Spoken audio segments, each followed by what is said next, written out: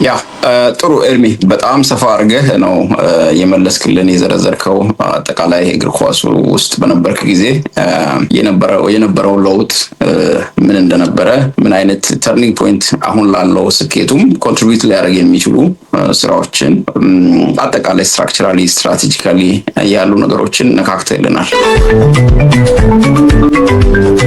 ከእግር ኳስ ወደ ሌላ ቶፒክ ከማለፋችን በፊት አንድ ሁለት ጥያቄ ጠይቃለሁ። አንደኛ ምን የሚቆጭ ነገር ምንድነው? እዛ በነበርኩ ጊዜ ይሄን ባረግ ብለህ የምታስበው ወይም እንደ ትልቅ ፌለር ልትቆጥረው የምትችለው ነገር በእግር ኳስ ስራ አስኪያጅነት በዛ ወቅት በነበረ ኦፖርቹኒቲ የነበረህን ሮል ተጠቅመህ ይሄን ባረግ ጥሩ ይሆን ነበር የተሻለ ይሆን ነበር ብለህ የምታስበው ወይም እንደዚህ አይነት ሜጀር የሆነ ፌለር ነበር በዚህ ምክንያት ብለህ የምታነሳው ነገር ካለ እሱን እናንሳና ወደ ቀጣዩ ጥያቄ እናልፋለን።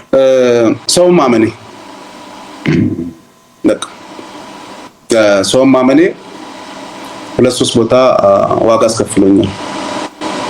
ዋጋ ላይክ እኔም ብቻ ሳይሆን እኔ በቦታው ባለመገኘቴ ክለቡም ዋጋ የከፈለባቸው ጨዋታዎች ነበሩ። ዘን ከዚያ በኋላ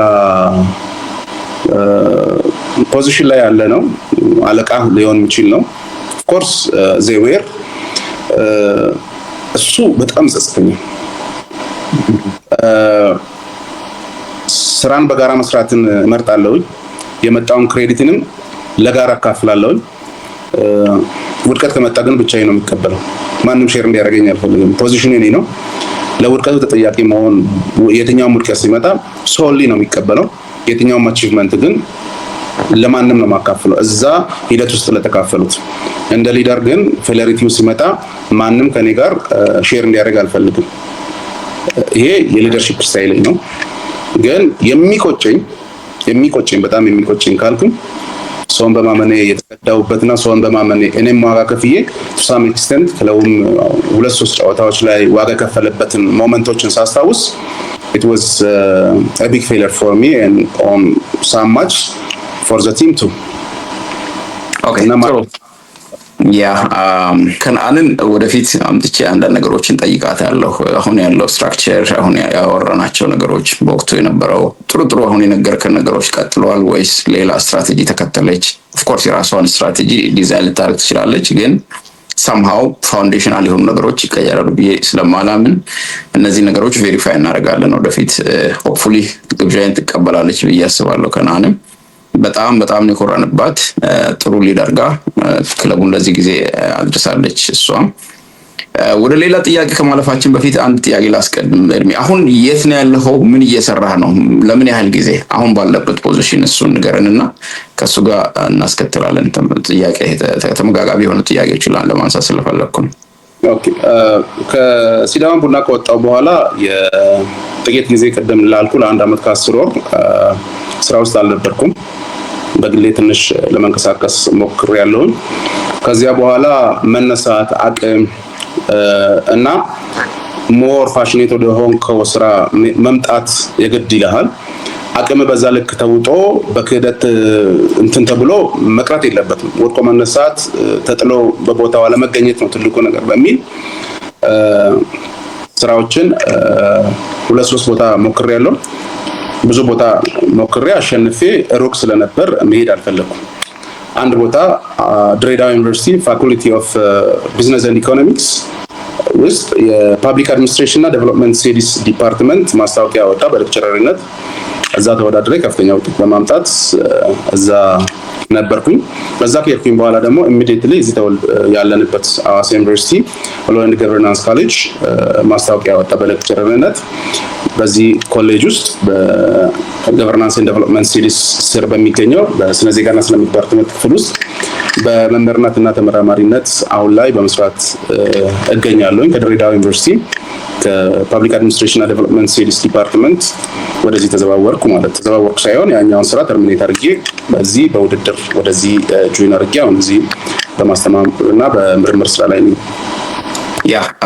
ጥሩ። አሁን ከዚህ ጋር እያይዤ ማነሳልህ አንደኛ ገቨርነንስ አካባቢ ነው ይመስለኛል የዲፓርትመንቱም ያንተም ፊልድ ኦፍ ስፔሻላይዜሽን ሪሰርች ኤሪያም እዛ አካባቢ ይመስለኛል አሁን ከምረዳው። ከዚህ በፊትም በሊደርሺፕም እንዳልከው እንደምናውቀው በሲዳማ እግር ኳስ ስራ አስኪያጅነት ሰርተሃል።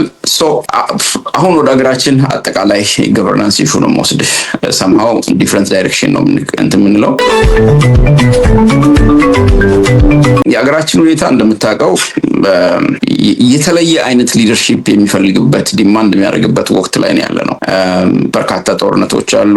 ሰምዌር ይብዛም ይነስም በጣም ሰላማዊ ኤሪያዎች አሉ እንደኛ አይነት አካባቢ። ወደፊት ደግሞ ስታይ የሀገሪቱን አቅጣጫ ብዙ በርጌን የሚያስፈልጉ ጉዳዮች አሉ። አማንግ ኔሽንስ ብዙ ጥያቄዎች አሉ። ልክ ልዩነታችን እንደሰፋ ሁሉ ፍላጎታችንም የተለያየ ስለሆነ ካለው ሪሶርስ ካለው የሼርድ ሩል ኤሪያ አካባቢ በጣም ሊሚትድ የሆኑ ስፔሶች ናቸው ያሉት እና በእነዚህ አካባቢዎች ኮምፒተንት ሆነ ተወዳድረ ተፎካክረ የሚገባህን ነገር ለመውሰድ ስትራቴጂካሊ በጣም የሚያስብ የፖሊሲ አንደርስታንዲንግ ያለው ፖሊሲ አናሊሲስ ላይ ጎበዝ የሆነ ማይንድ ያለው ሰው ያስፈልጋል ወደ ሊደርሺፕ እንዲመጣ።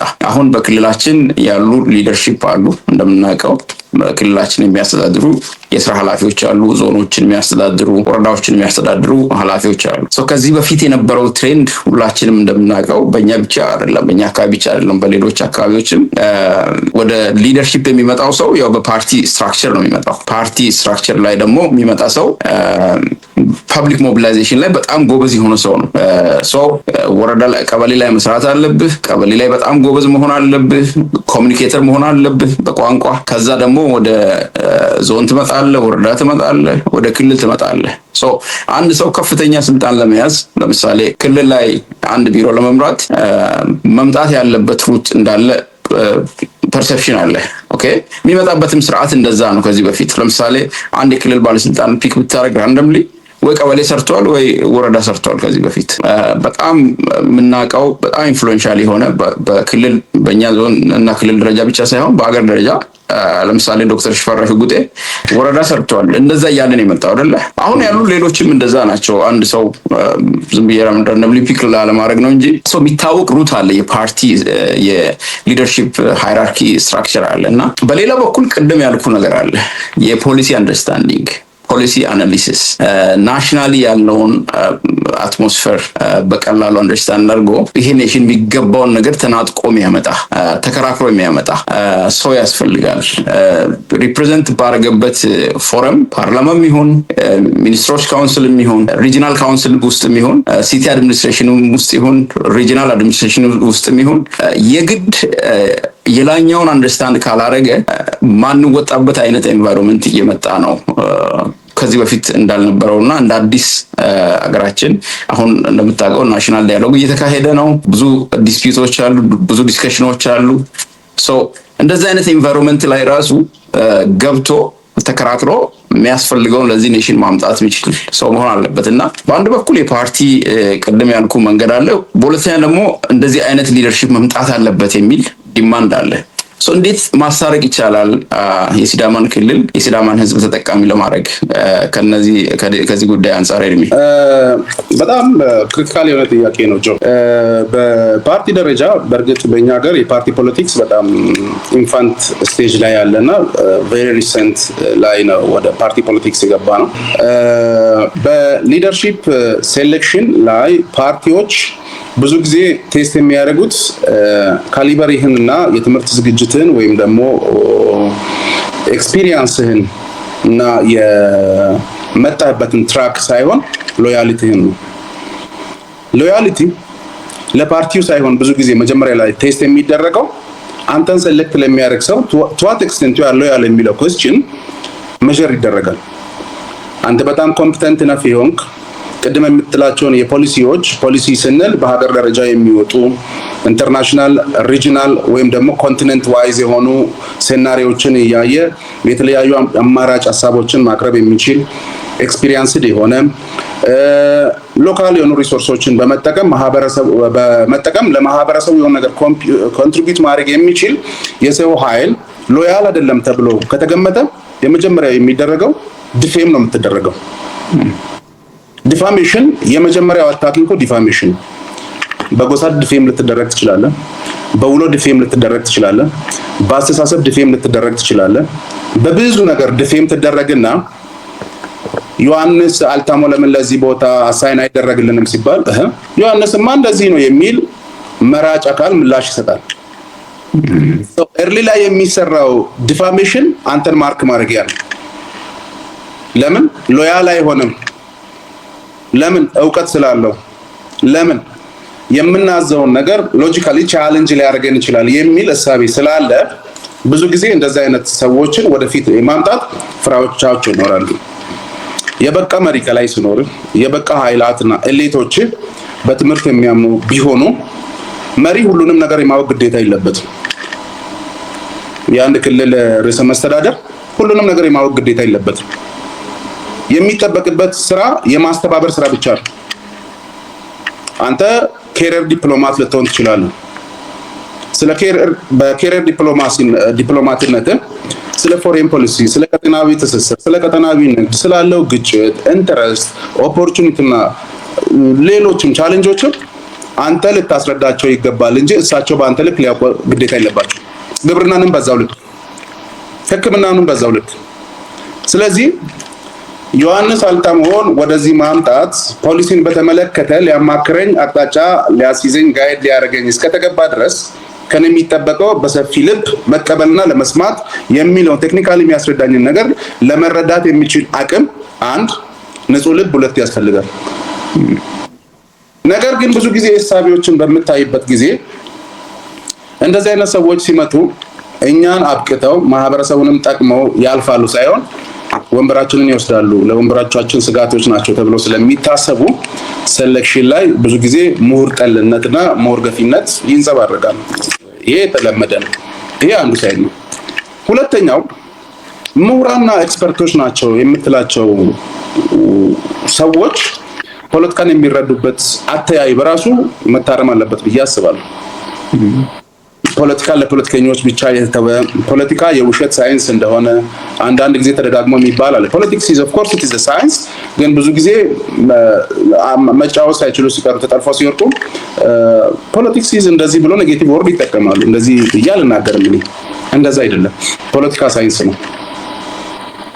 ሳይንሱን ገብተን ኤክሰርሳይዝ ለማድረግ ዊሊንግነሱ ሊኖር ይገባል። እይታችን እኛ አወቅን የምንል ተማርን የምንላቸው ሰዎች ተማሩ የምንላቸው ሰዎችም አረዳዳቸውን በዛ ልክ መቃኘት ያስፈልጋል። ለምንድን ነው የምንፈራው? ለምንድን ነው የምናፍረው? የኔ ቁጭ ብሎ መንግስትን መተቸት ለመንግስትን መድኃኒት አይሆንም፣ ለህዝብም ጠብ የሚል ነገር አይጠቅምም። I have to take my share። ዊሊንግነሱ ካለኝ ኮምፒት ማድረግ የሚችል ከሆነ አንድም መዋቅር ውስጥ ገብቼ ማገልገል ነው፣ ሁለትም በተደራጀ መልኩ ፓርቲ አቋቁመህም ቢሆን ፖለቲካን ቻሌንጅ ማድረግ ያስፈልጋል። አማራጭ ሀሳቦችን ለማሳየት መቻል አለብን። ነገና ተነገወዲያ ምርጫ በሚመጣበት ጊዜ ኤኬሌ አለ፣ የኤኬሌ ፓርቲ እንደዚህ አይነት አይዲዮሎጂ አለው፣ እንደዚህ አይነት ፕሮግራም አለው ተብሎ ማህበረሰቡ እንዲያውቅ ስራዬ ብሎ ሙያዬ ብሎ የሚሰራ ምሁር ያስፈልጋል። ፖለቲካን የሆነ ነገር አፕን ባደረገ ቁጥር የሆነ ነገር ጽፎ መሄድ አይደለም ፖለቲካ ላይ መቆየት። ተጽዕኖ መፍጠር የሆነ ኢሹ ላይ ኮሜንት አድርጎ በቀሪ ህይወት የግል ጉዳይ ማባረር አይደለም። ፖለቲካ ሳይንስ ነው። ፖለቲካ ኬረር ነው። ውስጡ የምታድግበት ነው። ስታድግ ደግሞ እንደ ሙያ ይዘኸው እንጂ እንደሆነ ሰዓት ይዘኸው የሆነ ሰዓት እየጠፋ የሆነ አጀንዳ ሀፐን ሲያደርግ እዛ ላይ ሀሳብን ጽፈህ በቀጣይነት እየጻፍክ የምትሄድበት አይደለም። ውስጥ ገብተህ ለማገልገል ዝግጁ መሆን አለብህ። ፖለቲከኛ ነው ሲባል ማህበረሰቡም አንዳንድ የሚረዳበት ወይ አለ። ኢትስ አ ፕሮፌሽን። ስለዚህ ከመንግስት አካባቢ ምሁር ጠልነቱ ምሁር ገፊነቱ ሊቀር ይገባል። አኮሞዴቲቭ መሆን አለባቸው።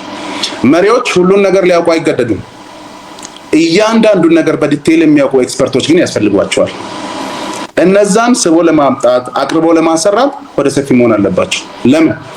በነዛ ኤክስፐርቶች ስራ ድምር ውጤት ነው ከናሽናል ኬክ ፌር ሼርን መውሰድ የሚችለው።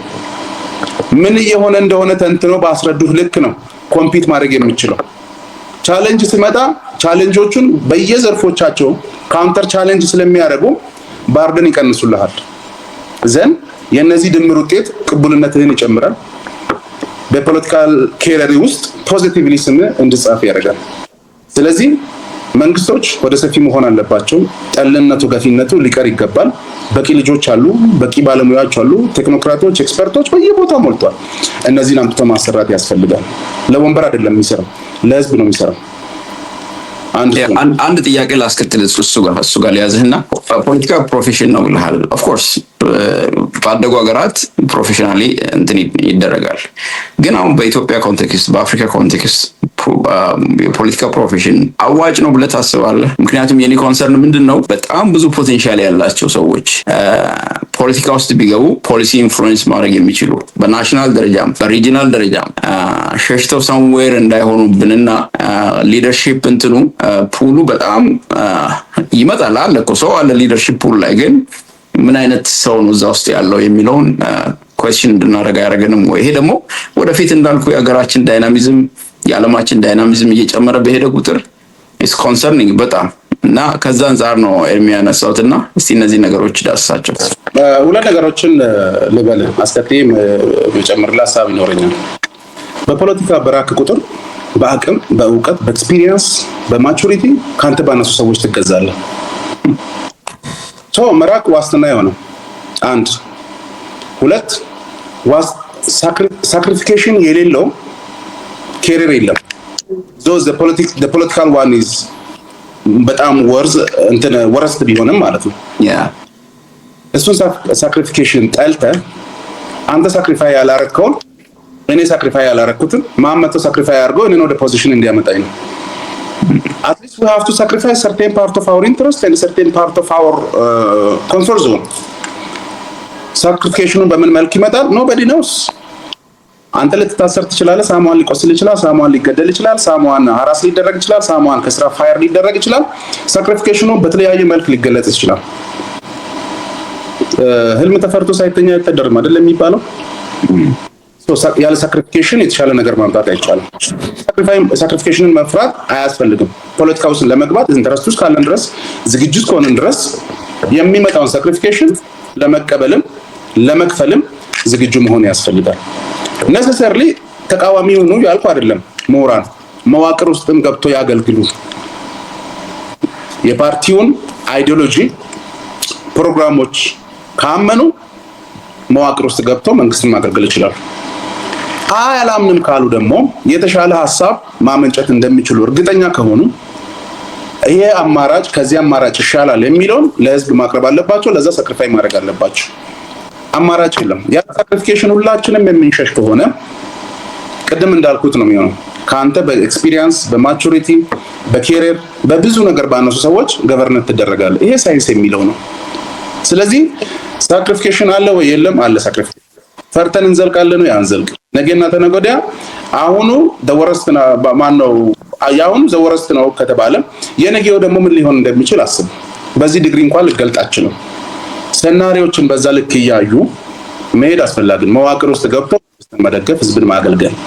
አይ ይሄንን አናምንም ካሉ ደግሞ አማራጭ ሀሳቦችን ማምጣትና በተደራጀ መልኩ ፖለቲካን መምራት በምን በእውቀትና በሳይንስ የሚል እምነት አለን።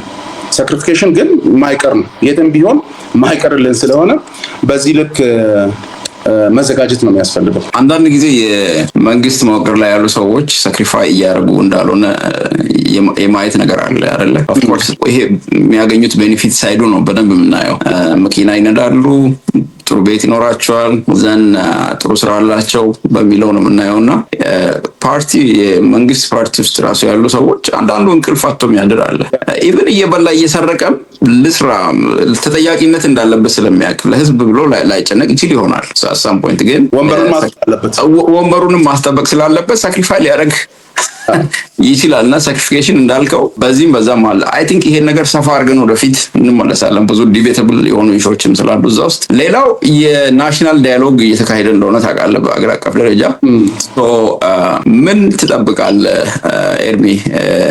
ምንስ አትጠብቅም ከናሽናል ዳያሎግ? ብዙ ነገሮች ይወራሉ፣ ብዙ ነገሮች እንሰማለን በዜናም በምንም መልክ። ብዙ ተስፋ የተጣለበት ነው። ኦፍ ኮርስ በመንግስት ደረጃ ብዙ ኢሾችም ቢኖሩ ማለት ነው። በህዝብ ደረጃ ያለው ኤክስፔክቴሽን፣ በምሁራን ደረጃ ያለው፣ በተቃዋሚ ፓርቲ ያለው ኤክስፔክቴሽን የተለያየ ቢሆንም በመንግስት ደረጃ በጣም ትልቅ ፕሮጀክት እንደሆነና አት ሴም ታይም ብዙ ህዝብም የሆነ ነገር ይመጣል ከሱ ጋር የምክክሩ አውትካም ሆኖ የሚል ነገር አለና ምን ሜጀር አውትካምስ ትጠብቃለህ? ምንስ አትጠብቅም? በጣም ክሪቲካል ጥያቄ ነው ጆ። ሀገራችን በብዙ ቅራኔዎች የተተበተበች ሀገር ናት። ሀገረ መንግስቱ ላይ በሪፕሬዘንቴሽን ጉዳይ፣ በታሪክ፣ በሀገረ መንግስት ግንባታ ሂደት፣ በምንከተለው በስቴቲክ ስትራክቸር በዘሶኮልድ በፌዴራሊዝሙ ግማሹ ጂኦግራፊካል መሆን አለበት ይላል፣ ግማሹ ደግሞ የለም ቴክኒካል። አሁን አዳፕት የተደረገው በ1987 ህገ መንግስት ብሔር ብሔረሰቦችን ያካተተና መብቶቻቸውን የጠበቀ ነው ብሎ የሚከራከር አለ። የሃይማኖት ጉዳይ አለ። የመንግስት ተቋማት ሉዓላዊነት ጉዳይ አለ። ብዙ ተቃርኖች ውስጥ የምንኖር ሰዎች ነው። ስለዚህ የናሽናል ዳያሎግ መጀመሩ በራሱ እጅግ በጣም እምርታዊ ለውጥ ነው ብዬ ነው የማስበው። ከዛ መጀመር ያስፈልጋል። ከዚያ በኋላ በዝግጅት በአጀንዳ ማሰባሰብ፣ በተሳታፊዎች መረጣና ፋይናሊ አሁን በኮንቬንሽን ሴንተር አዲስ አበባ ላይ ወደ 4000 የሚጠጉ የተለያየ ማህበረሰብ አካላትን የሚወክሉ፣ ምሁራንን የሚወክሉ፣ ዲያስፖራን የሚወክሉ፣ ባለሀብትን የሚወክሉ፣ አርሶ አደሩን የሚወክሉ፣ አርብቶ አደሩን የሚወክሉ ብዙ አይነት ተቃዋሚ ፓርቲዎችን ብዙ አይነት እያንዳንዱን ስቴክሆልደሮችን የሚወክሉ አካላት እየመከሩበት ነው በ8 ዋና አጀንዳዎች ላይ። ከዚህ በኋላ ብዙ ለውጥ እጠብቃለሁ። ምን ትጠብቃለህ ካልከኝ ከሚመካከሩበት 8 አጀንዳ በሀገር ግንባታው ሂደት ላይ አትሊስት ኮመን ኮንሰንሰስ ላይ እንደርሳለን ብዬ አስባለሁ። የመንግስት አደረጃጀት ይለወጣል ብዬ አስባለሁ። የፌደራል ከተሞች ጉዳይ ግን በጣም ቻሌንጂንግ ነው። አሁንም እያየን ያለ ነው። ገና ምክክር ኮሚሽኑ ውሳኔ አይደለም የሚያሳልፈው። የምክክር ኮሚሽኑ ምክር ሀሳብ ነው የሚያቀርበው። ገና ምክር ሀሳብ ለሚያቀርበው ምክክር ኮሚሽን ምን አይነት ጫጫታዎች በማህበራዊ ሚዲያ ላይ እየተወራወሩ እንደሆነ በ2-3 ጎራ ተከፍለው የምንመለከተው ነገር አለ። ስለዚህ አሁን ላይ ምክክር ኮሚሽኑ እየመከረ ባሉባቸው አብዛኛዎች ጉዳዮች ላይ ስምምነት ላይ ይደረሳል የሚል አለኝ። የአዲስ አበባ ጉዳይ ግን በጥንቃቄ መታየት አለበት። ምክንያቱም አንዳንድ ጊዜ በምክክር ኮሚሽን ውስጥ የምናሳልፋቸው ውሳኔዎች ለቀጣይ ግጭቶች መንስኤ መሆን ስለሌለባቸው ዋይዝሊ ሃንድል መደረግ አለባቸው። በምክክር ኮሚሽኑ አሁን ላይ እድል አግኝተው የተለያዩ ግሩፖችን፣ ብሔሮችን፣ ክላሶችን ወክለው ያሉ ሰዎች ከወከሉት ክላስ ባሻገር ኢትዮጵያ እንደ ኢትዮጵያ ልትቀጥል የሚያስችል መሰረታዊ ግራውንዶችን መፍጠር ላይ በሰጥቶ መቀበል መርህ ከስሜት በወጣ መልኩ መነጋገርና መደማመጥ ኮንሰንሰስ ላይ እንዲመጡ አይ ዊሽ ፎር ዜም።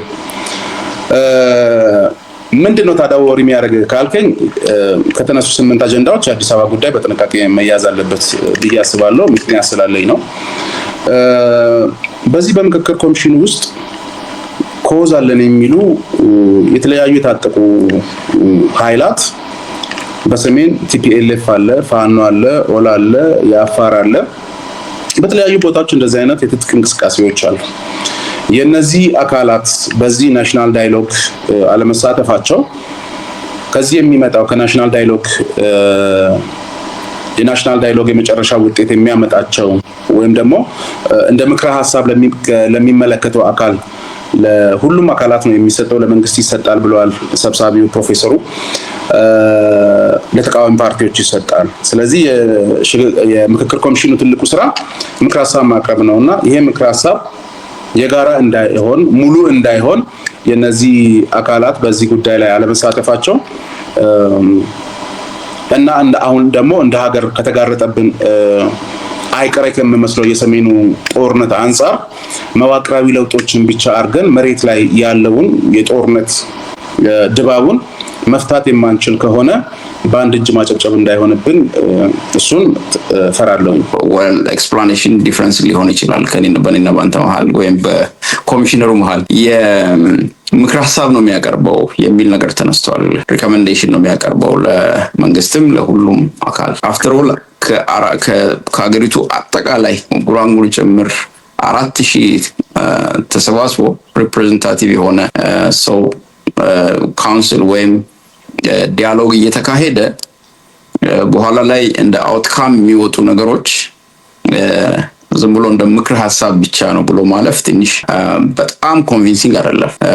እነዚህ ሪኮሜንዴሽኖች ማን ነው ሊቀለብስ የሚችለው? at the end of the day ተቋማት የመንግስት ተቋማት ሊቀለብሱ ይችላሉ። ሌሎች እንዳልከው ያመጹ አሉ፣ በየጫካው ያሉ አሉ። እነሱ አሁንም የሚነገራቸውን ነገር የሚሰሙ አይደሉም። የራሳቸውን መንገድ የተከተሉ ናቸው። የራሳቸውን ጎል ይዘው ነው እየተንቀሳቀሱ ያሉት። ሶ እንደ ግባት ዝም ብለህ አይዲያ ብትሰጣቸው የሚቀበሉ እንዳልሆነ ይታወቃል። ነገር ግን በጣም ሜጀር የሚባሉ በተለይም የኮንስቲቱሽኑን ለመቀየር እንደ ኢንፑት ሪከመንድ የተደረጉ ነገሮች ሪከመንዴሽኑ እንደ ምክር ሀሳብ ብቻ ነው ብሎ መውሰድ ከዛ በኋላ የሚመጣው የፕሮሲጀራል ኢሹ ነው የሚሆነው። እነዛን አዶፕት የማድረግ የመቀበል ነው እንጂ አይ ይሄን አንቀበልም ከተባለ ይሄማ የእንትኑ ሪኮሜንዴሽን ነው የሚል ነገር መምጣቱ አይቀርም። ብዙ ጊዜ ሪኮሜንዴሽኖች እንደዚህ አይነት ባህሪ ያላቸው። አንድ ጊዜ ምን አለ መሰለህ እንደ ሀገር አቀፍ ለምሳሌ ዩኤን ወይም አፍሪካን ዩኒየን ስብሰባ ሲካሄድ ከአፍሪካ ዩኒየን ከመካሄዱ በፊት የኤክስፐርቶች ስብሰባ ይካሄዳል። ከዛ ኤክስፐርቶች የሆነ ነገር ዴሊብሬት አድርገው በደንብ ጊዜ ወስደው ዲቤት አድርገው አንድ ነገር ኮሚኒኬት ሊሆን ይችላል፣ የውሳኔ ሀሳብ ሊሆን ይችላል፣ ያቀርባሉ፣ ለሚኒስትሮች ያቀርባሉ። ሚኒስትሮች ደግሞ እሱን ያዩና ያው ሚኒስትሮች እንደምታውቀው ጊዜ የላቸውም፣ በራሳቸው የተጠመዱ ናቸው፣ ኤክስፐርትም አይደሉም ሞስት ኦፍ ዘ ታይም። እና ያዩና በቃ አጥንተው ሪሰርች አድርገው ያመጡት ነው አዶፕት አድርገው ያሳልፋሉ መሪዎችም የባሱ ናቸው። በስፔሲፊክ ጉዳዮች ላይ በውሃ ላይ ሊሆን ይችላል፣ በአግሪካልቸር ላይ ሊሆን ይችላል። አዶፕት የማድረግ የፕሮሲጀር ጉዳይ ነው። ከዛ በኋላ አንድ ሪኮሜንዴሽን ከመጣ እና ይሄኛው ደግሞ የዲያሎጉ ቅድም እንዳልኩ አገራዊ ምክክር ነው። ኦኬ 4000 ሰው ነው ከአገሪቱ አጠቃላይ ነውና ይሄን ነገር ሪቨርስ ማድረግ የሚቻልበት እንትን አይኖርም ብዬ አስባለሁ። ፓርላማ ከሄደ አንድ ነገር ከተወሰነ በኋላና ሰምሃው እዛ አካባቢም የሆኑ ነገሮች አሉ የተደብቀው ያለፉና የተደበቁበት ዓላማ ደግሞ አንደርስታንደብል ነው። በዲያሎግ ውስጥ ያሉ ሰዎች አንዳንድ በጣም ማይፈቱ ወይም ሊታረቁ የማይችሉ ሀሳቦች ላይ እንትናቸውን ግለታቸውን ማብረጃ ያረጋጉ ማብረጃ ተረጋግተው እንትን እንዳይሉና ይሄ ባይንዲንግ ውሳኔ አይደለም፣ ይሄ የመጨረሻ ውሳኔ አይደለም፣ አይዟችሁ ለማለት የቀረበ ነገር ነው ብዬ ነው የምወስደው ካለኝ ኤክስፒሪየንስ እና ሀሳብ ገዛለሁ እረዳለሁ። አገልግሎቱን ስንፈታው ውስጡ ያለው ማዕድ አንተ ያልከው ነው ሪቨርስ አቁዬ ነው። ነገር ግን ስቲል ሩም የሚኖረው ለምንድን ነው? ቅድም ክሪቲካል ሆነው በጣም እያስቸገረ ያሉ ኢሹዎች አሉ። ለምሳሌ አዲስ አበባን የባለቤትነት ጉዳይ 4 አማራጮች ቀርቦለት እዛ ላይ በጣም ተከራክረው ብዙ አይነት አቋሞች የተያዙበት እንደሆነ ከዛ የምትሰማው ነገር አለ። እንደዚህ አይነት ውሳኔዎች እዛ መወሰን እንደማይችሉ ነገር ግን ፓርላማ ላይ መጥቶ ሊወሰን እንደሚችል እኔ ዝም ብዬ ጌስ አደርጋለሁ። ከዛ በመለስ ያሉት ግን የጋራውን የምጠብቃቸው ለውጦች አሉ። ዛስ ዋይ ቀደም ይሄኛውን ሐሳብ በጥንቃቄ ካልተያዘ ለቀጣይ ግጭት መንስኤ እንዳይሆን ያልኩት። ስለዚህ የኮሚሽነሩ ንግግር ምናልባት ኦፍ ኮርስ ውስጥ ያሉትን ነገሮች አሁን በሚዲያ የሚጦዙትን ውስጥ አካባቢ እንደዚህ አይነት ነገሮች አሉ የሚባሉትን ነገር ማረጋጊያ ይሆናል።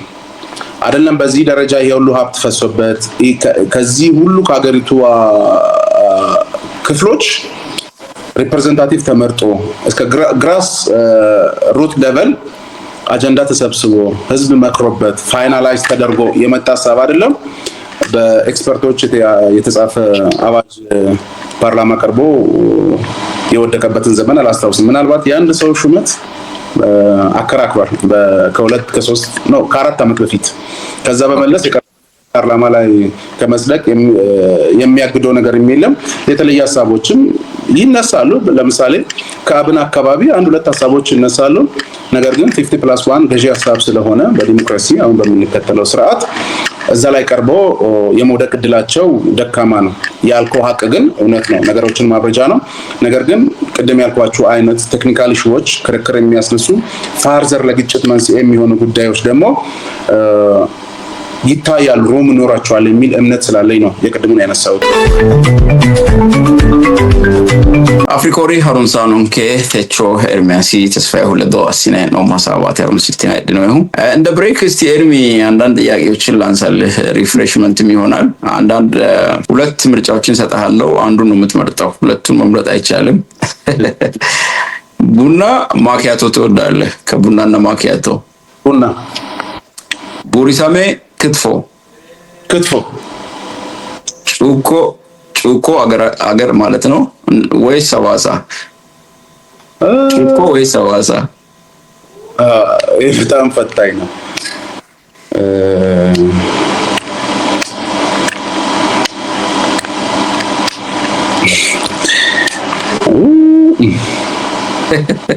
ሁለቱም ማለት አይቻልም። ሁለቱ አይቻልም፣ አንዱ ነው። ይለፈኝ ይቻላል። ይለፈኝ። እሺ፣ አሳ ፍሌቶ፣ ቁርጥ ስጋ።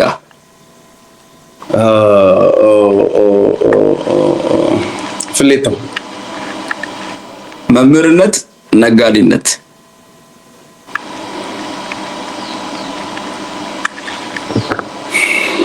ከባድ። መምህርነት። ኬራዊ፣ ዱካሞ።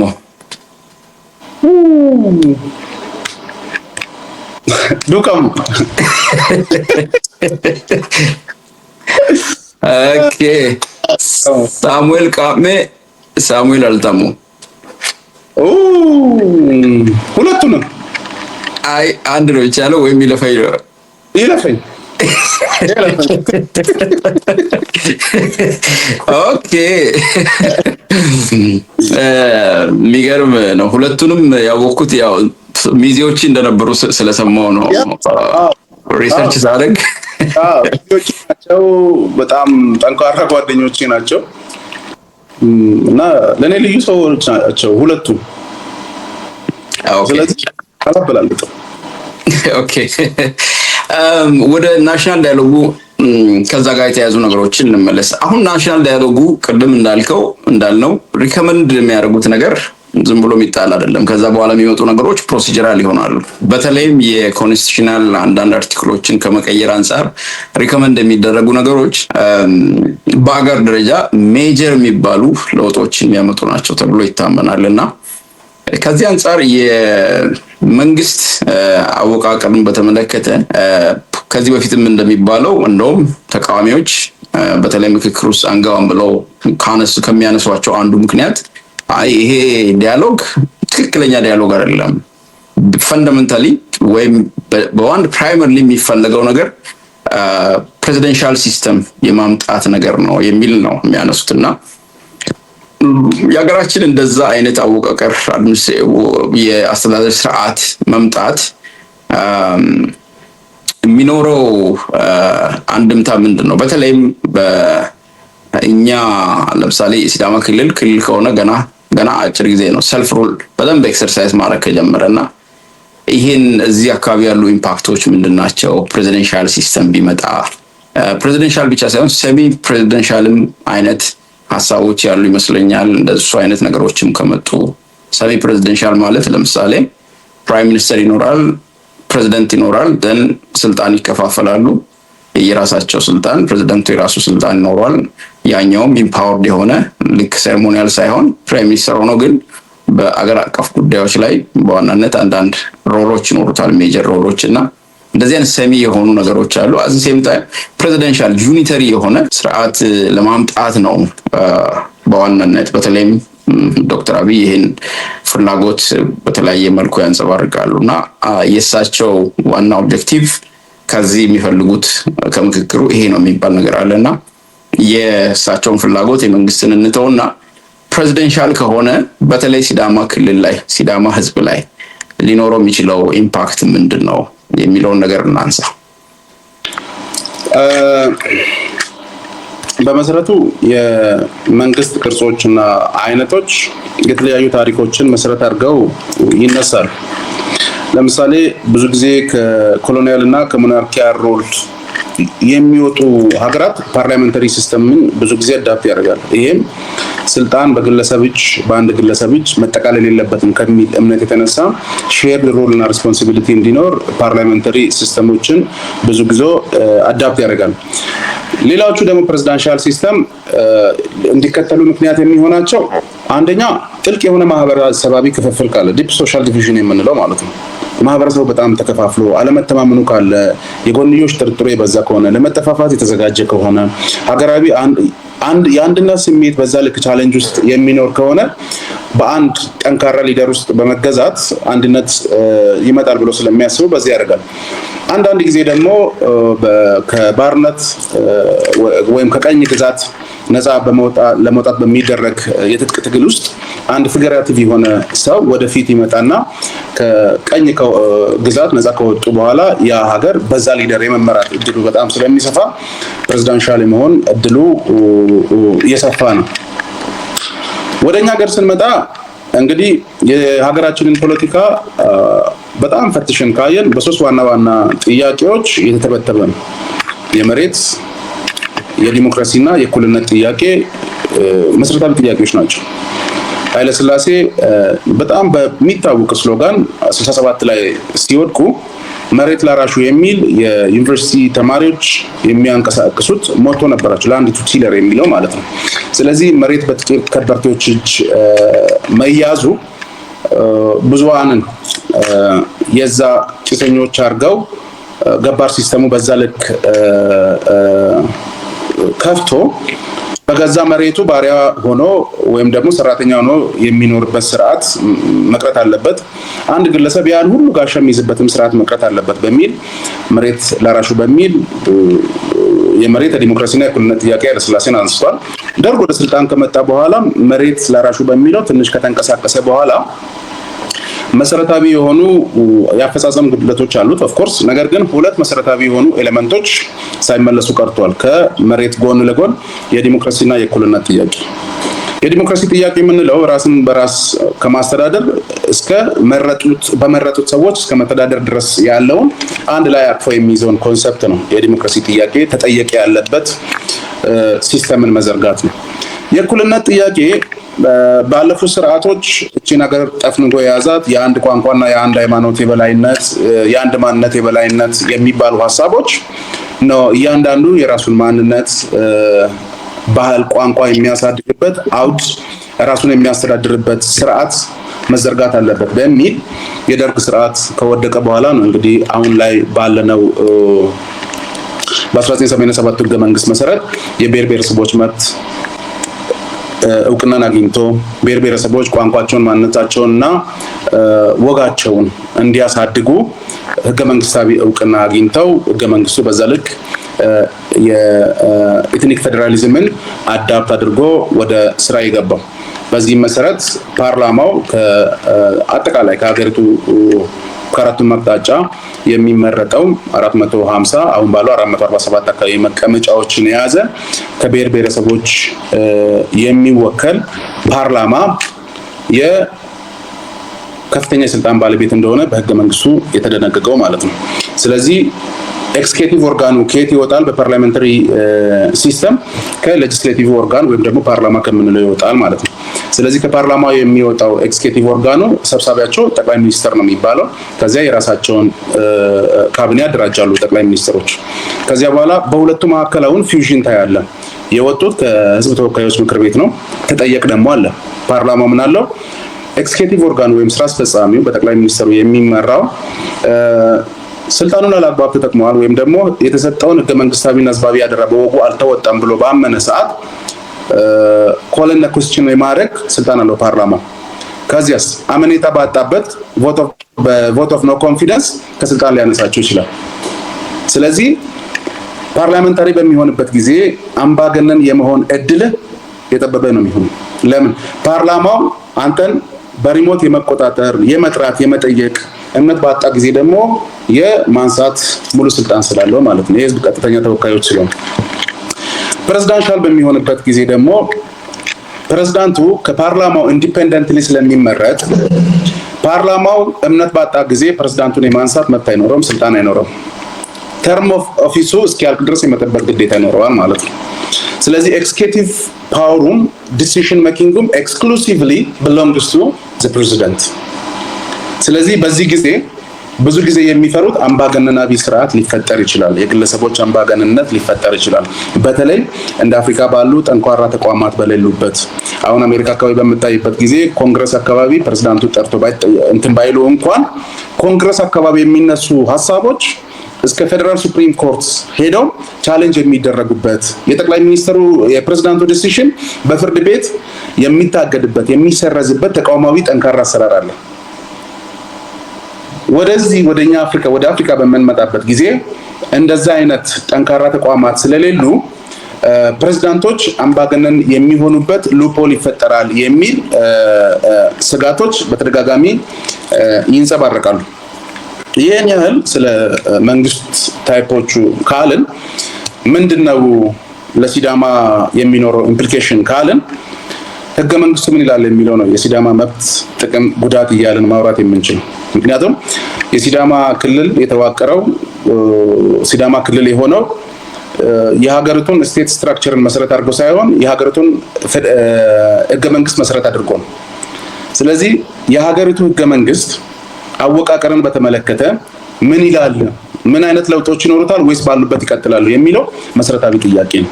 ይሄ ፕሬዝዳንት ከመሆን ፓርላሜንታሪ ከመሆን ወይም ፕሬዝዳንሻል ከመሆን ጋር የሚያያይዘው ነገር የለም። እሱ የስቴት ስትራክቸር ሆኖ ነው የሚቀጥለው ወይም ደግሞ የመንግስት ፎርም ሆኖ ይቀጥላል።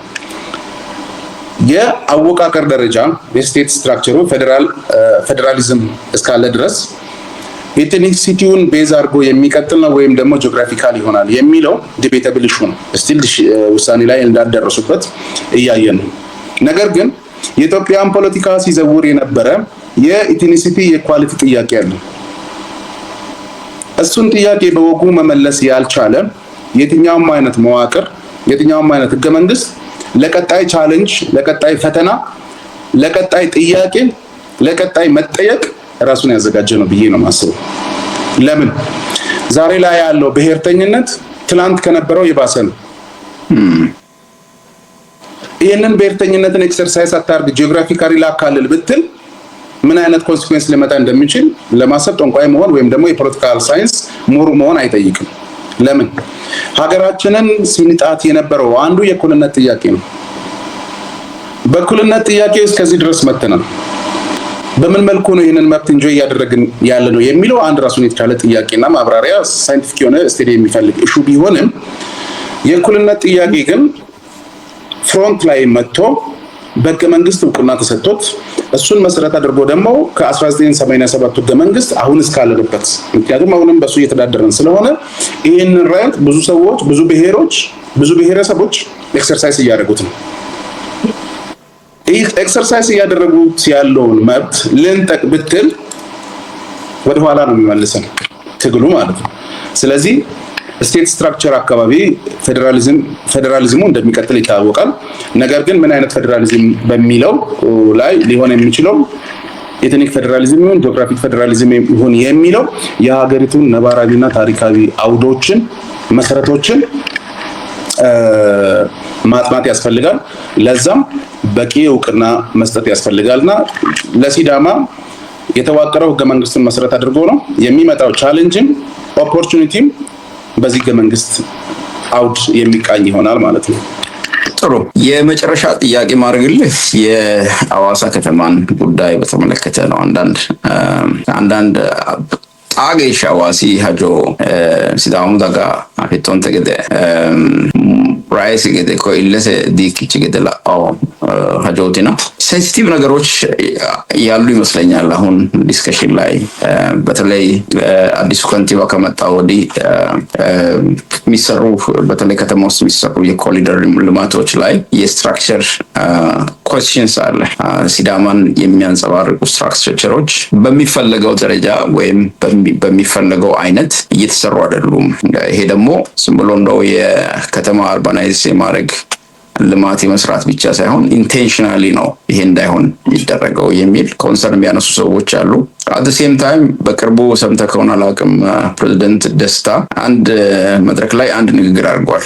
አገር አቀፍ ዊሊንግነሱ ካለና ፖለቲካ ውሳኔ ካለ የሐዋሳ ከተማ የፌዴራሉ መቀመጫ ልትሆን የምትችልበት እድል ይኖራል የሚል ነገር አንስቶ ነበርና ይሄ ግል ምኞታቸው ሊሆን ይችላል፣ ግን በዛ ደረጃ በሳቸው ደረጃ የተቀመጠ አስፈጻሚ እንደዚህ አይነት ነገር ሲያደርግ አንዳንድ ዲስከሽኖች ከጀርባ እንዳሉ ድሮ ማድረግ ይቻላል። ስለዚህ ከዛም ኮንሰርን ይመስለኛል በጣም ሲነሳ ነበረ ለምን እንደዚህ ያሉ የሚል ጥያቄ በተለይ ወጣቱ አካባቢ የሚነሱ ነገሮች ነበሩ። የእሳቸውንም ንግግር ደምረህ የሐዋሳ ስትራክቸር ጉዳይ ደምረህ አት ሴም ታይም በናሽናል ዳያሎጉ እየመጡ ያሉ ሪኮሜንዴሽኖች አናቅም እስካሁን ድረስ ምን እንደሆኑ። የከተማ አደረጃጀቶች ለውጦች ካሉ ሊኖሩ የሚችሉበት እድል ሊኖር ይችላል። እንደገናም ከምርጫ ኮድ መለወጥ ጋር ምርጫ ማለት ለምሳሌ ከተማ ውስጥ ያለ ነዋሪ ሁሉ መመረጥ አለበት። አት ሴም ታይም ከተመረጠ የፖለቲካ ኦፊስ መያዝ አለበት፣ የፖለቲካ ቢሮዎችን መምራት አለበት። የፖለቲካ መሪነት እስከ መያዝ ከብሔሩ ውጭ ያሉ ማለት ነው። እንደዚህ ነገሮች ከዚህ በፊት በጣም ሴንሲቲቭ እና አንዳንድ ጊዜ ደግሞ ሰውንም ህዝቡንም የሐዋሳ ነዋሪም የሲዳማም ህዝብም ዋጋ ያስከፈሉ ነገሮች ነበሩ። የፖለቲካ ስልጣን በሌላ አያያዝም የሚልና አጠቃላይ እነዚህን ጉዳዮች አንሳና እስቲ ሴንሲቲቪቲው ምን ያህል ነው? አሁንም ኮንሰርኒንግ ነው ወይ? ክልል ከሆነም በኋላ ስለ ሐዋሳ መስጋት ነበረብን ወይ? እና ያላለቁ ነገሮች ያሉ አይመስልህም? እስቲ ምንድን ነው ኤርሚ እዚህ አካባቢ የምትለን ነገር?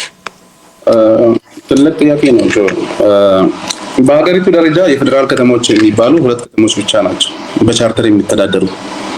የድሬዳዋ ከተማ አስተዳደር እና የአዲስ አበባ ከተማ አስተዳደር ናቸው። የድሬዳዋ ከተማ አስተዳደር በፌዴራል እንዲጠቃለል የተደረገው በ1987 ህገ መንግስት በሶማሌና በኦሮሞ ብሔሮች መካከል ይገባኛል ጥያቄዎች ስለተነሱ የመጨረሻ ውሳኔ እስኪሰጥ ድረስ ከተማዋ ለፌዴራል ተጠሪ ሆና የፌዴራል ከተማዋ ትቆይ የሚል ነው የተነሳው። አንዱ ራሽናሉ ይሄ ነው። ሁለተኛው የአዲስ አበባ ከተማ አስተዳደር ነው። የአዲስ አበባ ከተማ አስተዳደር የፌዴራል መንግስቱ መቀመጫ ነው። መቼም ቫኪዩም ላይ ስለማይቀመጥ አንድ ከተማ ላይ መቀመጥ መቻል ስላለበት አዲስ አበባን የመቀመጫው አድርጓል። ታሪካዊ አመጣጡንም ካየ አዲስ አበባ የሀገሪቱ የፖለቲካ ኢኮኖሚ እና የዲፕሎማቲክ ሴንተር እንደመሆኗ መጠን የብዙ ዘመናት የብዙ ነገስታት መቀመጫ ሆና ቆይታለች። ነገር ግን አዲስ አበባ በኦሮሞ እምብርት ላይ ስለምትገኝ ኦሮሚያ ልዩ ጥቅም እንደምታገኝ ተጠቅሷል። ምንድነው ልዩ ጥቅሟ የሚለው በዝርዝር ስላልተብራራና እስካሁንም እያገኘ ስላይደለ አሁን ላለንበት ኮንቴንሽን ደርሰናል። ከዛ በመለስ ያለ የፌዴራል ከተማ የሚባል ጽንሰ ሀሳብም ምክንያትም የለም። ስለዚህ ሂስቶሪካሊ ካየን የፌዴራል ከተማ የሚባለው አንዱ ድሬዳዋ በይገባኛል ምክንያት፣ ሁለተኛው አዲስ አበባ የፌዴራሉ መንግስት መቀመጫ ስለሆነ፣ ነገር ግን ለመሬቱ ባለቤት ለኦሮሞ ህዝብ በቂ እውቅና ሰጥቶ ልዩ ተጠቃሚ ይሆናል ብሎ ህገ መንግስት ውስጥ ይዞልታል። ወደ ሐዋሳ በሚመጣበት ጊዜ ሐዋሳን የፌዴራል ሊያስደርግ የሚችል ወይ ክሌም የሚያነሳ ብሔር የለም እንደ ኬዝ ኦፍ ድሬዳዋ፣ ወይም ደግሞ የሌላ የውጭ ኃይል መቀመጫ ስላይደለች ለሲዳማ ህዝብ ልዩ ጥቅም ይከበርለታል ብለህ የምታስቀምጥበት ራሽናል የለም። የሀገራችን ሁለቱም ከተሞች ቅድም በጠቀስኩልህ 2 ምክንያቶች የፌዴራል ከተሞች ሆነዋል። የሐዋሳ ከተማ ግን በ1987ቱ ህገ መንግስት መሰረት ደቡብ የሚባል የ87ቱን ህገ መንግስት ተመስርቶ ስልጣን ላይ የነበረው የኢህአዴግ መንግስትን ካቋቋሙት 4 ግንባሮች አንዱ ዴደን ነው።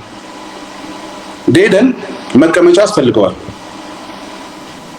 የሐዋሳን ያህል ስትራቴጂካሊ ሲዩት የሆነች ከተማ፣ ዌል ዴቨሎፕድ የሆነች ከተማ፣ አክሰሰብል የሆነች ከተማ አልነበረችም በወቅቱ። ስለዚህ ካሉ ከተሞች ሐዋሳ ለዴደን መቀመጫነት ተመረጠች። የሚመራት ግን የመሬቱ ባለቤት ሲዳማ ነበር።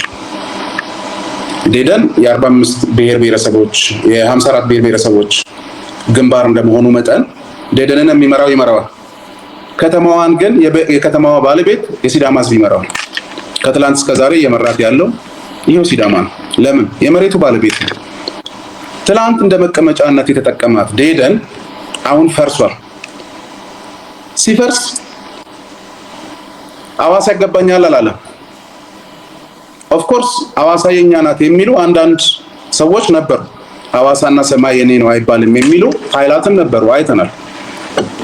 ጥቅማችን ይቀርብናል ብሎ ያሰቡ የሃይማኖት ሰዎች ቢጫ ቲሸርት በመሃል ከተማ ላይ አልብሰው ጎሰኝነትን እጠየፋለሁ የሚል ቲሸርት አጽፈው የሲዳማን የክልልነት ጥያቄ 1111ን በሚዲያ ላይ ኔጌቲቭሊ ኮኖት እንዲደረግ ሲያደርጉ የነበሩ ሰዎች ነበሩ። አዋሳ የለማችሁ በደቡብ ብሔር ብሔረሰቦች በጀት ነው ብሎም ደግሞ ውሃ ማይቋጥር አርጉመንትም የሚያነሱ ሰዎች ነበሩ። የእነዚህ ሰዎች የመጨረሻ ጥቅማቸው በባህሪ ደረጃ እነዚህ አይነት ኃይላትን ስታይ መሬቱን ወደው የመሬቱን ባለቤት የሚጠሉ ሰዎች ናቸው። የትም ብታይ ለምን? መሬት በአፍሪካ ውስጥ ሀብት ነው፣ ትልቅ ሀብት ሪሶርስ ነው። መሬትህን ይወዳሉ፣ የመሬቱን ባለቤት አንተን ያኮስሷል። በቋንቋ፣ ባለባበስ፣ በትምህርት ደረጃ፣ በውሎ፣ ባሰፋፈር፣ በመገኛ አሸማቀውህ ከመሃል ሀገር እንድትገፋ ያደርጋሉ። ለምን? ሚዲያው የነሱ ነው፣ አርቱ የነሱ ነው፣ ሊትሬቸሩ የነሱ ነው፣ ናሬሽኑ አየር ላይ ለብዙ ሰዓት የሚቆየው የነሱ ነው ናሬሽን። ስለዚህ አንተን ቢሊትል ማድረግ ለነሱ መሰረታዊ ስራቸው። ኮምፒውተር ጋር የሚገባን ክሌም እንኳን ኮስችን እንዳታደርግ። አሁን እነዚህ ሰዎች የታሉ? የሉም። ደቡብ ዴደን የታል? የለም። መቀመጫውን ለባለቤቱ መልሶ ወደ የመጣበት ሄዷል። አሁን መቀመጫው ያለው ማን እጅ ላይ ነው? ባለቤቱ እጅ ላይ ነው ያለው።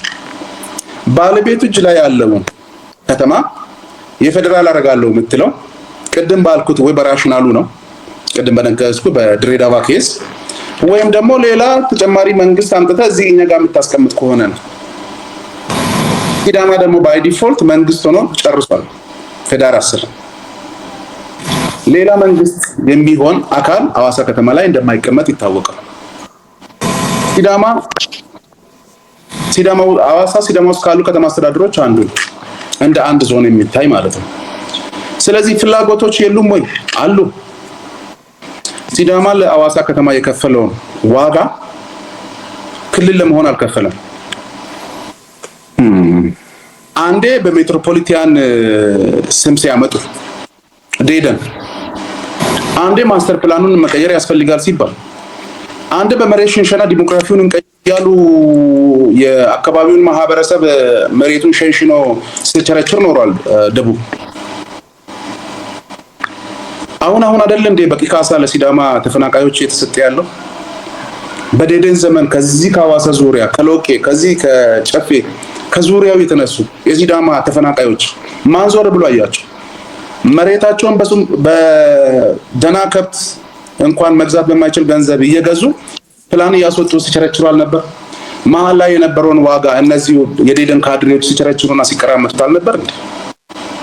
ይሄ ጥቅም ቀረብን ብሎ ነው ይሄንን ጥያቄ በተደጋጋሚ የሚያነሱ። ሌላ አይደለም፣ ሲዳማ አይደለም የሚፈለገው መሬቱ ነው። መሬቱ ካሽና ካፒታል ስለሆነ ከዚህ የተነሳ ነው። አሁን ግን ያ ነገር ኮንስቲቱሽናሊ አልቋል። ፍላጎቶች ይቆማሉ ወይ? ፍላጎቶች አይቆሙም። የፌደራል መቀመጫ ትሆናለች የፌደራሉ መንግስት ከወሰኑ ብለዋል የክልሉ ርዕሰ መስተዳደር። የእሳቸውን ንግግር ተከትዬ በማህበራዊ ሚዲያ ላይ የፌደራል ከተማ ማለት ነው የሚለውን ሀሳብ አስቀምጫለሁ። በሲዳማ ኬዝ ሐዋሳ የፌደራል ከተማ የምትሆንበት ምንም አይነት ግራውንድ የለም። መሬቱ ሲዳማ ነው፣ ከተማው ሲዳማ ነው። ባለቤትነቱን ደግሞ በህገ መንግስቱ መሰረት ክልል የሆነለት አረጋግጧል። ተኮናትሮ የቆየው አንድ በሚዲያ አንድ በሃይማኖት ሽፋን አንድ ምሁራንን የራሱን ቀጥሮ ሲያሰድብ የነበረ አሁን እሱም ወጥቶ ፈርሶ በተለያየ መልኩ በተለያየ መዋቅር ውስጥ ነው ያለው። ስለዚህ አሁን ደግሞ በተጨማሪ ቅድም ያልከው የከተማው መልማትና አዳዲስ ዴቨሎፕመንቶች ጥያቄ ያስነሳሉ የሚል አርጉመንቶች አሉ፣ ፊሊንጎች አሉ፣ አስተሳሰቦች አሉ። በፋክት ደረጃ ከተማው ለምቶ አልቋል የሚል እምነት የለኝም። በፋክት ደረጃ ስሙዳ እዛ ጋር ባይገነባ ስሙዳ መገንባቱ ግን ግድ እንደሆነ አምናለሁ። ድሮ ማዘጋጃ የነበረበት ወደ ሀይቅ መውረጃ ላይ የነበረው የስሙዳ ዲዛይን አሁን ከዚህና ከወዲህ ከግራ ከቀኝ ያለው የኮሪደር ልማቱ ሰፋፊ መንገዶችን ስለከፈተ እዚህ በሚቆምበት ጊዜ ስሙዳ የሚቆም ከሆነ የሀይቅ እይታን ይጋርዳል የሚልና ከሀይቅ ዳር ፕሮጀክት ልማቱ ጋር የሚጣጣም ፋውንተን ይሰራል የሚል አቅጣጫ እንዳስቀምጡም አውቃለሁ። ስሙዳው ይሰራል የሚል ጥያቄ ግን ዛሬም ጥያቄያችን ነው። የሰማዕታት ሐውልት ለትግል ዋጋ የከፈሉ ሰዎች ሐውልታቸው ይሰራል የሚለውን እንጠይቃለን። የክልሉ መንግስት እንደ አንድ እሱ ስር እንደሚተዳደር ከተማ አስተዳደር ይህንን እየተከታተለ ያስፈጽማል የሚል እምነት አለኝ። ፎር ሹር የምነግርህ ደግሞ በብዙ ነገር አሁን ላይ ያለው የከተማ ከንቲባው ስነ ልቦናቸው ከኛ ያነሰ ነው ብዬ አላስብም። ሲዳማዊ ስነ ልቦናቸው ከአብዛኞቻችን እንደውም ይሻላል የሚል አለኝ። ለዚህ ከመጡ ወዲህ 10 ወር ባልሞላ ጊዜ ውስጥ የከተማዋን ቫልዩ የጨመሩበት መንገድ፣ ያለሙበት መንገድ፣ ያመጡት ለውጥ ከዚህ በለጠ እንድትል የሚያደርግ ነው። ነገር ግን እስካሁን የመጣውን ልማት የኮሪደር ዴቨሎፕመንቱንም ጨምሮ ሌሎች ፕሮጀክቶችንም ጨምሮ ክሬዲት ሰጥተን በቀጣይነት በሚሰሩ ስራዎች ባላለቁ ስራዎች ውስጥ ሲዳማን የሚያንጸባርቁ ሲዳማን የሚወክሉ ስታቲዩ ሊሆን ይችላል፣ አፒታ ታወር ሊሆን ይችላል፣ ሌላም የአደባባይ አሰያየም ሊሆን ይችላል። ሲዳማ እንደ ባለቤትነት ይጠይቃል። ከንቲባውና የሚመሩት ከተማ አስተዳደርም ይሄንን ኮንሺየስ ሆኖ ይሰራሉ የሚል እምነት አለኝ። ለጠየቀኝ ጥያቄ ግን ፍላጎቶች የሉም ወይ? አሉ። ፖለቲካ ስለወሰነ ግን የፌደራል ከተማ የሚሆን የአንድ ክልል መቀመጫ ከተማ የለም። ክልሎች በሕገ መንግስቱ መሰረት ይዋቀራሉ። የሲዳማ ክልልም በሕገ መንግስቱ መሰረት ተዋቅሯል። ከተዋቀሩ በኋላ መቀመጫቸውን ይበይናሉ። መቀመጫቸው ሆኖ ሲያገለግል የነበረ ከተማ ባይ ዲፎልት መቀመጫቸው ይሆናል። ሲዳማ ዞን በነበረበት ዘመን የሲዳማ ዞን ዋና መቀመጫው ሐዋሳ አይደለም? ክልልም ሲሆን ሐዋሳ ነው የቀጠለው። ተከራይቶ ያለው ደደን ጓዙን ጠቅልሎ ወጥቷል። ከዚህ በኋላ የፌደራል መቀመጫ ይሁን ሳይሆን የፌደራል ተቋማት ይምጡ ወደ ሐዋሳ ከሆነ የአደይ አበባ ምንጣፍ አለ አይደለም? በጠቅላይ ሚኒስትር ዶክተር አብይ ኢንትሮዲዩስ የተደረገው እሱም ምንጣፍ አንጥፈን ከኤርፖርት እንቀበላለን። ኤምባሲ ቢመጣ፣ ቆንስላ ጽህፈት ቤት ቢመጣ፣ የዩኤን ኤጀንሲ ቢመጡ፣ የኤዩ ቢመጡ፣ የኢጋድ ቢመጡ፣ የግል ተቋማት ቢመጡ፣ ኢንተርናሽናል ተቋማት ወደ ሐዋሳ ቢመጡ በዛ በአደይ አበባ ምንጣፍ ነው የምንቀበላቸው። ከተማነት ሁሉ አቀፍነት ነው። ሁሉ አቀፍነት ደግሞ ሳቢ እንዲሆን ቱሪስቶች ገብተው የሚወጡበት ብቻ ሳይሆን እንዲቆዩ ማድረግ፣ ተቋማት ለሆነ ቢዝነስ ሚቲንግ እና ለሆነ ትሬኒንግ ብቻ የሚመጡበት ሳይሆን ኦፊሳቸውን እዚሁ እንዲከፍቱ ማድረግ ከተማውን ማዘመንና ማሳደግ ነው። ባለቤትነቱ ግን ይስባል። ስለዚህ የፌደራል ተቋማት ይመጣሉ፣ ኤምባሲዎች እንዲከፈቱ፣ የፌደራል ተቋማት ወደዚህ እንዲመጡ፣ ለዚህ ፌደራል ትሆነ ያሉ ጨፍኑና ሞኛዎቹ አይደለም። that is not the logical one and the rationale behind being the federal city። እነዚህ ሲቲዎች በሕገ መንግስቱ መሰረት ሲዳማ ክልል ሲሆን መቀመጫው የነበረው የዞኑ መቀመጫ ክልል ሆኖ ቀጥሏል። ሌላ ክሌም የሚያደርገው አካል የለም። ደደን ነበር ተከራይ ወጥቷል። ቅድም እንዳልኩ ነው ማለት ነው። በጣም ሰፊ ነው ያብራራው ኤርሚ፣ ቴንክ ዩ በጣም አይ ቲንክ መጨረሻ ያነሳትን ነገር ብንዳስሰው ጥሩ ነው ብዬ አስባለሁ። ሌላ ቀንም ሰፋ አድርገን በተለይም አይ ቲንክ ፕሬዚደንቱ የሚያነሳው ብዬ ማስበው ሊኖር የሚችለውን ፍላጎት ራሽናል ፍላጎት የፌደራል ተቋማት መቀመጫ እንድትሆን ነው እንጂ ፌደራል ከተማ ልትሆን የምትችልበት ምንም አይነት ሎጂካል ሪዝን የለም። ግን ተቋማትን በተመለከተ እሱ ይመስለኛል አንዳንድ ሚኒስቴር መስሪያ ቤቶችን ለምሳሌ ልክ ሌሎች ሀገሮችም አለ። አሁን ሳውዝ አፍሪካ ብታይ ኬፕ ታውን፣ ጆሃንስበርግ፣ ፕሪቶሪያ የተለያዩ ኬፕ ታውን ለምሳሌ የምክር ቤቱ ያለው ኬፕ ታውን የከፍተኛ ፍርድ ቤት ያለው ደግሞ አይ ቲንክ ፖርት ኤልዛቤት የሚባል ከተማ ነው። ሶ የተለያየ እንትን ቦታ ነው እንትናቸው ካፒታል ከተማቸው እና በአገሪቱ የተለያዩ ካፒታል ከተማ በተለይ አሁን ከአዲስ አበባ ጋር በተገናኘ በጣም ዲስፒዩቱ በጣም እየጋለ መሄድ ከሆነ እንደ ሶሉሽን ሆኖ ሊቀርብ የሚችለው ፖቴንሻሊ እንደዚህ አይነት ነገሮች ሰጀሽኖች ከመጡ ሳይኮሎጂካሊ መዘጋጀት ሊኖር ይችላል ብዬ አስባለሁ። የፌደራል ከተማ ትሆናለች ኢሚዲየትሊ እንደ አዲስ አበባ እንደ ድሬዳዋ የሚል አይ ቲንክ የፕሬዚደንቱም ኢንቴንሽን ወይም ንግግር አይመስለኝም መንፈሱ። ነገር ግን እንደዛ አይነት ያሉ ኮንሰርኖች ሊነሱ ይችላሉ። አሁን በተለይ የአዲስ አበባ ጉዳይ በጣም ግለቱ እየጨመረ ከሄደ እንደ መፍትሄ ሳጀስት ሊደረግ የሚችሉ ነገሮች ሊኖሩ ይችላሉ። ፓወርን ዲስትሪቢዩት የማድረግ ነገር ሐዋሳ ብቻ አይደለም፣ ባህር ዳር ሊሆን ይችላል፣ አርባ ምንጭ ሊሆን ይችላል፣ ወላይታ ሊሆን ይችላል። የተወሰኑ ተቋማትን ወደዛ እናርግ የማለት ነገሮች ሊመጡ ይችላሉ። ይሄ ኦፍ ኮርስ በተለያዩ አፍሪካ ሀገራትም ያሉ ነገሮች ናቸው። አሁን ለምሳሌ በሳውዝ አፍሪካን ብናይ ኬፕ ታውን የፓርላማ መቀመጫ ነው። ፕሪቶሪያ የመንግስት ሚኒስትሮች ፕሬዝዳንቱ መቀመጫ ነው።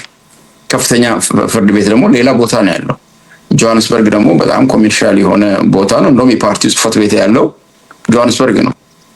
ሶ እንደዛ ዲስትሪቢዩት አድርገው ነው እንትን ያሉትና ኦፍ ኮርስ ዲስአድቫንቴጅ አለው የራሱ የሆነ። ለምሳሌ አንድ ሚኒስተር መስሪያ ቤት ሐዋሳ ቢመጣ ሪሎኬት አድርጎ መስሪያ ቤቱ ብቻ አይደለም ይመጣ፣ መስሪያ ቤቱን የሚጠብቁ ወታደሮች ይመጣሉ፣ ሚኒስትሮችን የሚጠብቁ የመከላከያ ኃይል ይመጣል። ከዚህ በፊት እንደምናውቀው ሐዋሳ የደቡብ በነበረች ጊዜ የሐዋሳ ከተማ ቢተዳደር የነበረው ኦፍ ኮርስ በሲዳማ ነው ኢሚዲየትሊ። ግን የደቡብ ፖሊስ ኃይል አለ፣ ልዩ ኃይል አለ። ሶ ኤኒቲንግ ሃፕን ቢያደርግ ሐዋሳ ውስጥ ያላቸውን እንትን እናውቃለን፣ ኢንቮልቭመንት እና እንደዚህ አይነት ኮንሰርኒንግ የሆኑ ነገሮች አሉ። ግን በአገር አቀፍ ደረጃ አንድ እንደዚህ አይነት ተመሳሳይ ውሳኔ ሁሉም ጋር ቢወሰን ቀደም እንዳልከው አንደኛ ብንቀበል ችግር የለውም የሚል ነገር አንስተሃል። ኦፍ ኮርስ ኤምባሲ የዓለም አቀፍ ተቋማት መቀመጫነት ኢትዮጵያ የምትወስነው ነገር አይደለም። መቀመጫቸው የሚመርጡት እነሱ ናቸው። የት ከተማ የሚል ሞስት ፕሮባብሊ እነሱ የሚፈልጉት ካፒታል የዋና የመንግስት መቀመጫ ያለበት ነው። ለሴኩሪቲም ስለሚፈልጉ እንደዛ ነው። ግን መንግስት ሚኒስቴር መስሪያ ቤቶችን አንዳንድ ኤጀንሲዎችን የማንቀሳቀስ እንትን ሊኖር ይችላል። አሉ አይደል? አሁን የፌደራል ተቋማት አንዳንድ አሉ፣ ሐዋሳም አሉ፣ ሌሎች ቦታዎች አሉ። ልክ በዛ መልክ ማለት ነው። ኤኒዌይ እሱ ነው ያለው። ብዙ ነገር አንስተናል ኤርሚ፣ በጣም ደስ ብሎኛል። ብዙ ነገር እንግዲህ ዳሰናል ብዬ አምናለሁ። እያንዳንዱ ያነሳናቸው ጥያቄዎች ራሳቸውን የቻሉ ዝግጅቶች የሚፈልጉ ናቸው። ዛሬ በጨረፍታ ነው አድማጮቻችን፣ ተመልካቾቻችን ለመዳሰስ የሞከርነው። ኤርሚ አንዱ በጣም እንኮራበት ምርጥ የሲዳማ ልጅ ነው፣ ምሁር ነው። አካዳሚ ላይ ነው ያለው፣ ሪሰርች ላይ ነው ያለው፣ በዩኒቨርሲቲ መምህርነት ላይ በማገልገል ነው ያለው። ወደፊት ያለውን አንድ ጥያቄ መጨረሻ ላስከትልና እንግዲህ ጨርሳለሁ ለኤርሚ። በቀጣይ ምንድን ነው ኤርሚ ታዲያ አሁን አካዳሚው ላይ ሪሰርቹ ላይ ብቻ ነው የምትቆየው ወይስ የፖለቲካው ላይ የመግባት ኢንፍሉዌንስ የማድረግ እንትኖች አሉ፣ ሀሳቦች አሉ? ሶ በሮች ምን ያህል ክፍት ናቸው፣ ምን ያህል ዝግ ናቸው የሚለውን ነገር እናንሳና እንጨርሳለን። በዛው ተሰናብተህ። አመሰግናለሁ ጆ። እንግዲህ በአካዳሚክሱ ረጅም ጊዜ ቆይቻለሁ። ዲፓርትመንት መርቼ ሶሻል ሳይንስ ስትሪም ኃላፊ ሆኜ በተለያዩ ኃላፊነትም ሰርቻለሁ። አሁንም እዛው ውስጥ ነኝ። ቀጣይ ኬሪየሬ ሞስት ፕሮባብሊ ወይ ትምህርት ወይም ደግሞ ፖለቲካ ነው የሚሆነው። ፎር ሹር አይ አም ሃይሊ ኢንተረስትድ ኢን ፖለቲክስ። ሶ ወደዛ ጆይን ማድረጌ አይቀርም። ለትምህርት ሄጄ ትምህርት ላይ የማጠፋው 4-5 ዓመት ካልሆነ በስተቀር ከዛ በመለስ ቀጣይ ኬሪየሬ ሊሆን የሚችለው በፖለቲካ ውስጥ ይሆናል ብዬ አስባለሁ እና ይሄን ይመስላል። ስለጋበዝከኝ እጅግ በጣም አመሰግናለሁ። ሰፊ ኮንቨርሴሽን ነበር። ቴንክ ዩ ቬሪ ማች ልል እወዳለሁ።